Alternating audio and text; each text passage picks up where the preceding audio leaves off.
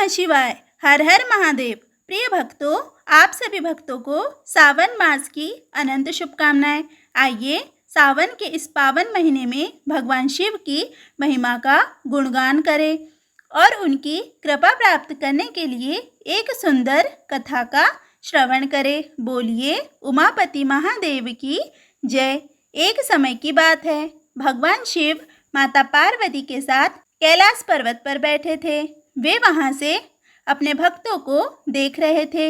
इसी बीच माता पार्वती की नज़र एक परिवार के दो भाइयों पर पड़ी। उन्हें देखकर माता पार्वती ने महादेव से प्रश्न पूछा कि प्रभु, इस मानव जीवन में जो अच्छे कर्म करते हैं, मेहनत करते हैं, उनके साथ ही हमेशा बुरा क्यों होता है। इस पर भगवान शिव ने मुस्कुराते हुए उत्तर दिया, देवी, आपने यह बहुत ही सरल प्रश्न पूछा है। यही प्रश्न मेरे अनेकों भक्त के मन में भी आता है कि मैंने तो किसी का बुरा नहीं किया, फिर मेरे साथ ऐसा क्यों हुआ।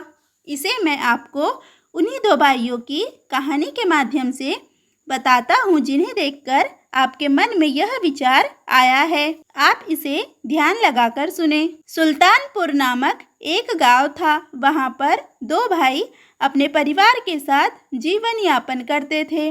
उसमें से बड़ा भाई व्यापारी था। वह बहुत ही अच्छा इंसान था, धर्म और रीति का पालन करता था। साथ ही वह मेरा परम भक्त था और वह हर रोज मेरे मंदिर भी जाता था। वह सभी तरह के गलत कर्मों से दूर रहता था। वही उसका जो छोटा भाई था, वह दुष्ट प्रवृत्ति का था। वह हमेशा अनीति और अधर्म के कार्य करता था। वह प्रतिदिन मेरे ही मंदिर से पैसे और चप्पल चुराता था, झूठ बोलता था और नशा करता था। एक दिन वह छोटा भाई मंदिर में चोरी करने के उद्देश्य से गया। किस्मत भी उसकी इतनी अच्छी थी कि उसी समय वहां पर तेज बारिश हुई, जिस कारण मंदिर में कोई भी नहीं था और उसे चोरी करने का मौका मिल गया। तब उस नीच व्यक्ति ने मंदिर के सारे पैसे चुरा लिए और सभी की नज़रों से बचकर वहां से भाग निकला। थोड़ी देर बाद जब बारिश रुकी, तब प्रतिदिन की भांति उसका बड़ा भाई मंदिर में दर्शन करने के लिए आया तो उस पर चोरी का इंजाम लग गया। वहां मौजूद सभी लोग उसे बुरा भला कहने लगे। उसका खूब अपमान हुआ। जैसे तैसे करके वह मंदिर से बाहर आया। तब एक गाड़ी ने उसे टक्कर मार दी। वह पूरी तरीके से घायल हो चुका था। उसके साथ इतना बुरा हुआ जिस कारण उसका मुझ पर से विश्वास भी उठ चुका था। उसने घर जाते ही सबसे पहले अपने घर से भगवान की सारी तस्वीरें बाहर निकाल दी और भगवान से नाराज होकर अपना जीवन बिताने लगा। उसका छोटा भाई भी उसी तरह अपना जीवन बिताने लगा। कुछ समय बीता। उसके बाद समय आने पर दोनों भाइयों की मृत्यु हो गई। मृत्यु उपरांत उन्हें जब यमराज लेने आए तो बड़े भाई ने यमराज से प्रश्न किया कि यह मानव जीवन कैसा है। इसमें मैंने सदैव ही अच्छे कर्म किए, भगवान शिव की भक्ति की, लेकिन इसके बदले मुझे अपमान और दर्द मिला। और मेरे छोटे भाई को, जिसने कभी भी अच्छे कर्म नहीं किए, किंतु इसे जीवन में हमेशा ही सुख प्राप्त हुआ। आखिर ऐसा क्यों हुआ। तब बड़े भाई के सवाल पर यमराज बोले, जिस दिन तुम्हारे साथ दुर्घटना घटी थी वह तुम्हारी जिंदगी का अंतिम दिन था, लेकिन तुम्हारे अच्छे कर्मों की वजह से तथा तुम्हारी भगवान शिव के प्रति अनन्य भक्ति ने भगवान शिव को तुम्हारी मृत्यु को एक छोटी सी चोट में बदलने पर मजबूर कर दिया, जिससे तुम्हारी आयु में वृद्धि हुई और तुमने सुखपूर्वक अपने परिवार के साथ जीवन यापन किया।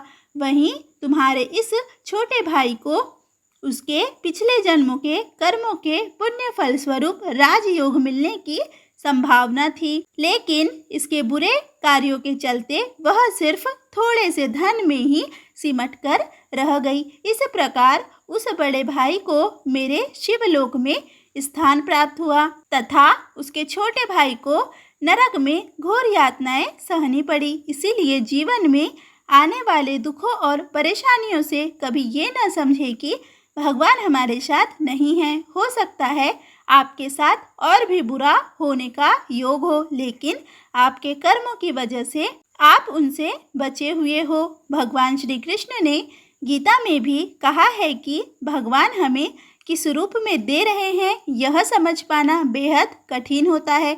यदि आप अच्छे कर्म कर रहे हैं और बुरे कर्मों से दूर है तो भगवान निश्चित ही अपनी कृपा आप पर बनाए रखेंगे। बोलिए उमापति महादेव की जय। श्रावण मास के शुक्रवार के दिन जीवंतिका माता का व्रत किया जाता है।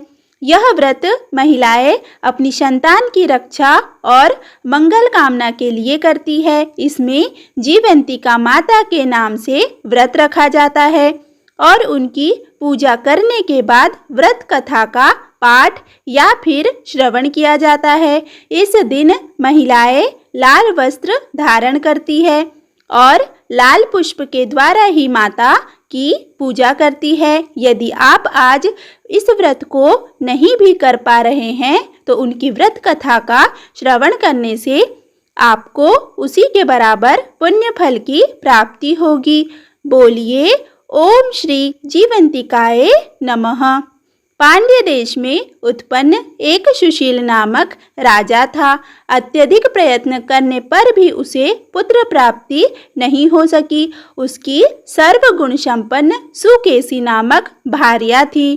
तब उसे संतान न हुई। तब वह बड़ी चिंता में पड़ गई। तब स्त्री स्वभाव के कारण अति साहस युक्त मन वाली उसने मासिक धर्म के समय प्रत्येक महीने में वस्त्र के टुकड़ों को अपने उदर पर बांधकर उदर को बड़ा बना लिया और अपनी प्रसूति का अनुकरण करने वाली किसी अन्य गर्भिणी स्त्री को ढूंढने लगी। भावी देवयोग से उसके पुरोहित की पत्नी गर्भिणी थी। तब कपट करने वाली राजा की पत्नी ने किसी प्रसव कराने वाली को इस कार्य में लगा दिया और उसे एकांत में बहुत सा धन देकर वह रानी चली गई।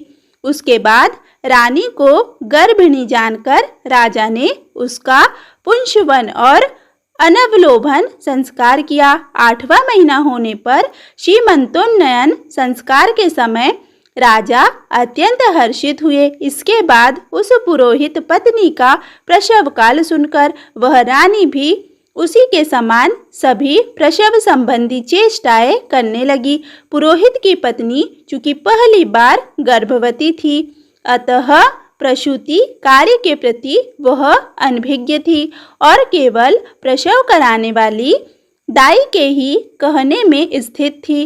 तब उस दाई ने पुरोहित पत्नी के साथ छल करते हुए उसके नेत्रों पर पट्टी बांध दी और प्रसव के समय उसके पैदा हुए पुत्र को किसी के हाथ से रानी के पास पहुंचा दिया। इस बात को कोई भी नहीं जान सका। उसके बाद रानी ने उस पुत्र को लेकर यह घोषित कर दिया कि मुझे पुत्र रत्न की प्राप्ति हुई है। इन सब के बाद दाई ने पुरोहित की पत्नी के आंखों की पट्टी खोल दी। दाई अपने साथ मांस का एक पिंड लाई थी और उसने वह उसे दिखा दिया। फिर उसके सामने आश्चर्य तथा दुख प्रकट करने लगी कि यह कैसा अनिष्ट हो गया और कहने लगी कि अपने पुरोहित पति से इसकी शांति जरूर करवा लेना। कहने लगी कि संतान नहीं हुई कोई बात नहीं, पर तुम जीवित हो, यह अच्छी बात है। इस पर पुरोहित पत्नी को अपने प्रसव के स्पर्श चिंतन से बहुत संदेह हुआ। उसका मन यह मानने के लिए तैयार नहीं हुआ कि उसने किसी मांस के पिंड को जन्म दिया है। यह सब बात उसने अपने पति को बताई। तब पुरोहित ने अपनी पत्नी को श्रावण मास के शुक्रवार के दिन किए जाने वाले जीवंतिका माता के व्रत के बारे में बताया और उसे इस व्रत को करने की सलाह दी। तब पुरोहित की पत्नी ने अपने पति से पूछा कि यह जीवंतिका माता कौन है। तब पुरोहित ने उसे बताया कि जीवंतिका माता देवी दुर्गा का ही एक रूप है, जो अपने भक्तों की प्रार्थनाओं को सुनती है और उनके बच्चों की रक्षा करती है। यह जानकर पुरोहित की पत्नी ने भी निश्चय किया कि वह इस व्रत को अवश्य करेंगी। उधर राजा ने पुत्र जन्म का समाचार सुन जात कर्म संस्कार कराया और ब्राह्मणों को हाथी, घोड़े तथा रथ आदि प्रदान किए। राजा ने कारागार में पड़े सभी कैदियों को प्रसन्नतापूर्वक मुक्त करा दिया। उसके बाद राजा ने सूतक के अंत में नाम कर्म तथा अन्य सभी संस्कार किए। उन्होंने अपने पुत्र का नाम प्रियव्रत रखा। श्रावण मास के आने पर पुरोहित की पत्नी ने शुक्रवार के दिन भक्ति पूर्वक देवी जीवंतिका का पूजन किया। दीवार पर अनेक बालकों सहित देवी जीवंतिका की मूर्ति लिखकर लाल पुष्प तथा माला से उनकी पूजा करके गेहूं की पीठी के बनाए गए 5 दीपक उनके सम्मुख उसने जलाए और उनकी मूर्ति पर चावल फेंका और कहा, हे जीवंती माता, हे करुणा की देवी, जहाँ भी मेरा पुत्र विद्यमान हो आप उसकी रक्षा करना। यह प्रार्थना करके उसने कथा सुनकर यथाविधि नमस्कार किया। तब जीवंतिका माता की कृपा से वह बालक दीर्घ आयु हो गया और वे देवी उसकी माता की श्रद्धा भक्ति के कारण दिन रात उस बालक की रक्षा करने लगी। इस प्रकार कुछ समय बीतने पर राजा की मृत्यु हो गई। तब पितृभक्त उनके पुत्र ने उनकी पारलौकिक क्रिया संपन्न की। इसके बाद मंत्रियों तथा पुरोहितों ने प्रियव्रत को राज्य पर अभिषिक्त किया। तब कुछ वर्षों तक प्रजा का पालन करके तथा राज्य भोग कर वह पितरों के ऋण से मुक्ति के लिए गया जाने की तैयारी करने लगा। राज्य का भार वृद्ध मंत्रियों पर भक्ति पूर्वक सौंप कर और स्वयं के राजा होने का भाव त्याग कर उसने कार्पटिक का भेष धारण कर लिया और गया के लिए प्रस्थान किया। मार्ग में किसी नगर में किसी गृहस्थ के घर में उन्होंने निवास किया। उस समय उस गृहस्थ की पत्नी को प्रसव हुआ था। इसके पहले छठी देवी ने उसके 5 पुत्रों को उत्पन्न होने के 5वें दिन मार दिया था। यह राजा भी उस समय 5वें दिन ही वहां गया हुआ था। रात में राजा के सो जाने पर उस बच्चे को ले जाने के लिए छठी देवी आई, किंतु जीवंतिका देवी ने उस छठी देवी को यह कहकर रोक दिया कि राजा को लांग कर मत जाओ, क्योंकि यदि तुमने आज इस बच्चे के प्राण ले लिए तो इसका इंजाम उस राजा पर लगेगा, जिसके कारण वह ब्राह्मण उस राजा को मृत्यु का श्राप भी दे सकता है। तब जीवंतिका माता के रोकने पर वह छठी देवी जैसी आई थी वह वैसे ही चली गई। इस प्रकार उस गृह स्वामी ने उस बालक को 5वें दिन जीवित रूप में प्राप्त किया। ये लोग इतने प्रभाव वाले हैं। यह देखकर उस गृहस्थ ने राजा से प्रार्थना की, हे राजन, आपका निवास आज के दिन मेरे ही घर में हो। हे प्रभु, आपकी कृपा से मेरा यह छठा पुत्र जीवित रह गया है। उसके इस प्रकार प्रार्थना करने पर करुणानिधि उस राजा ने कहा कि मुझे तो गया जाना है। तब राजा गया के लिए प्रस्थान कर गए। वहां पिंडदान करते समय विष्णुपद वेदी पर कुछ अद्भुत घटना हुई। उस पिंड को ग्रहण करने के लिए 2 हाथ निकल कर आए। तब महान विस्मय युक्त राजा संशय में पड़ गए और पुनः पिंडदान कराने वाले ब्राह्मण के कहने पर उन्होंने विष्णुपद पर पिंड रख दिया। इसके बाद उन्होंने किसी ज्ञानी तथा सत्यवादी ब्राह्मण से इस विषय में पूछा। तब उस ब्राह्मण ने उनसे कहा कि ये दोनों हाथ आपके पीतर के थे। इसमें संदेह हो तो घर जाकर अपनी माता से पूछ लेना, वह बता देगी। तब राजा चिंतित तथा दुखी हुए और मन में अनेक बात सोचते विचारने लगे। वे यात्रा करके पुनः वहां गए जहां वह बालक जीवित हुआ था। उस समय भी उस स्त्री को पुत्र उत्पन्न हुआ था और वह उसका 5वां दिन था। वह जो दूसरा पुत्र हुआ था उसे लेने रात में फिर वही छठी देवी आई। तब जीवंतिका के दोबारा रोके जाने पर उस छठी देवी ने उनसे कहा, इसका ऐसा क्या कृत्य है अथवा क्या इसकी माता तुम्हारा व्रत करती है जो तुम रात दिन इसकी रक्षा करती हो। तब छठी का यह वचन सुनकर जीवंती ने धीरे से मुस्कुराकर इसका सारा कारण बताया। उस समय राजा शयन का बहाना बनाकर वास्तविकता जानने के लिए जाग रहा था। अतः उन्होंने जीवंती और षष्ठी दोनों की बातचीत सुन ली। जीवंती ने कहा, हे सृष्टि, श्रावण मास में शुक्रवार को इसकी माता मेरे पूजन में रत रहती है और व्रत के संपूर्ण नियम का पालन करती है। वह सब मैं आपको बताती हूँ।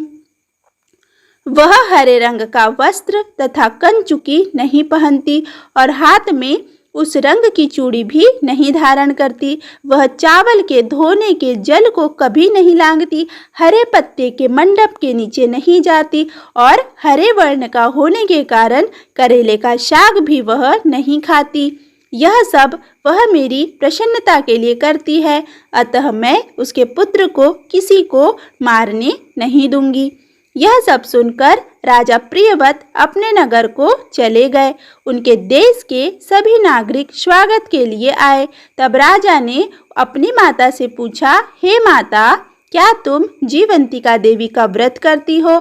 इस पर उसने कहा कि मैं तो इस व्रत को जानती भी नहीं। उसके बाद राजा ने गया यात्रा का समुचित फल प्राप्त करने के लिए ब्राह्मणों तथा सुवासिनी स्त्रियों को भोजन कराने की इच्छा से उन्हें आमंत्रित किया और व्रत की परीक्षा लेने के लिए सुवासिनियों को वस्त्र, कंचुकी तथा कंकण भेजकर कहलाया कि आप सभी को भोजन के लिए राजभवन में आना है। तब पुरोहित की पत्नी ने दूत से कहा कि मैं हरे रंग की कोई भी वस्तु ग्रहण नहीं करती हूँ। राजा के पास आकर दूत ने उसके द्वारा कही गई बात राजा को बता दी। तब राजा ने उसके लिए सभी रक्त वर्ण के शुभ परिधान भेजे। वह सब धारण करके वह पुरोहित की पत्नी भी राजभवन में आई। राजभवन के पूर्वी द्वार पर चावलों के धोने का जल पड़ा देखकर और वहां हरे रंग का मंडप देखकर वह दूसरे द्वार से गई। तब राजा ने पुरोहित की पत्नी को प्रणाम करके इस नियम का संपूर्ण कारण पूछा। इस पर उसने इसका कारण शुक्रवार का व्रत बताया।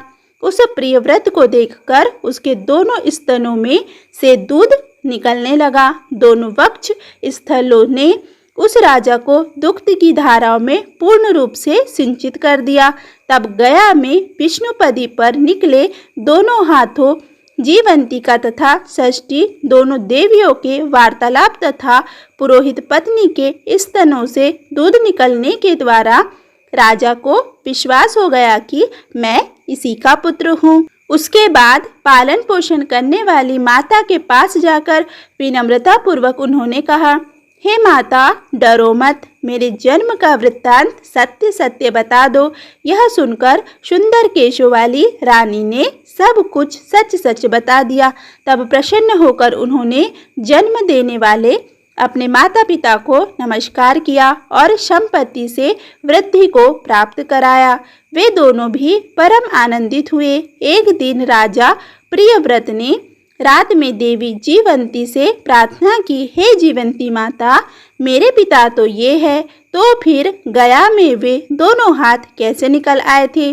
तब देवी ने स्वप्न में आकर संशय का नाश करने वाला वाक्य कहा, हे प्रियव्रत, मैंने तुम्हें सत्य का पता लगवाने तथा विश्वास दिलाने के लिए ही यह माया की थी, इसमें संदेह नहीं है। इस प्रकार माता जीवंतिका की व्रत कथा समाप्त हुई। भक्तों, यदि आप भी इस व्रत को करना चाहते हैं तो इसकी पूजा विधि बहुत ही आसान है। सर्वप्रथम आप सावन मास के किसी भी शुक्रवार के दिन स्नान आदि से निवृत्त होकर लाल वस्त्र धारण करें।